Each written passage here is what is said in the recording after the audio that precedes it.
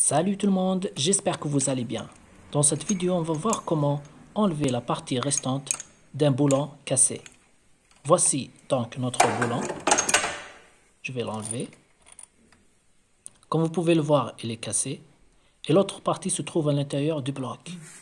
Comment donc l'enlever? On va analyser d'abord la forme de la cassure.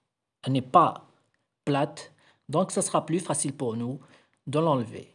On va maintenant faire une petite comparaison entre les deux boulons pour voir la longueur de la partie restante à l'intérieur du bloc.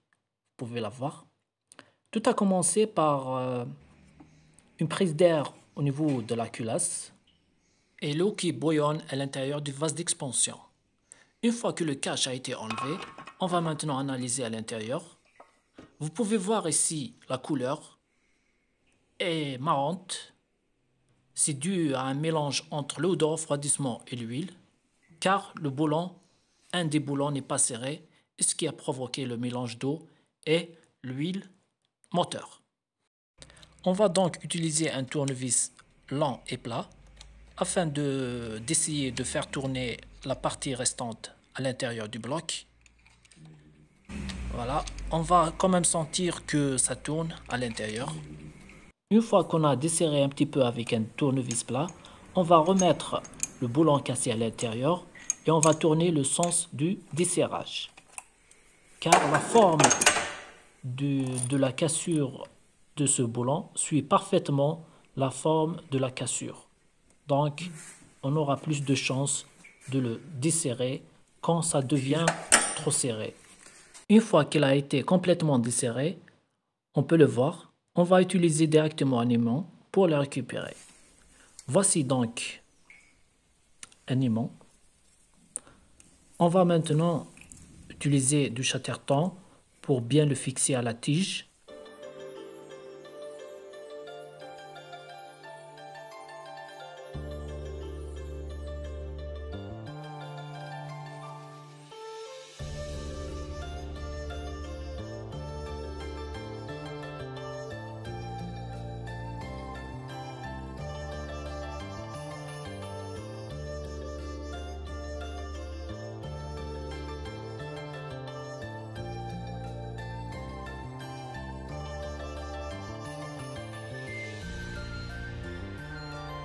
J'ai utilisé une baguette de la soudure.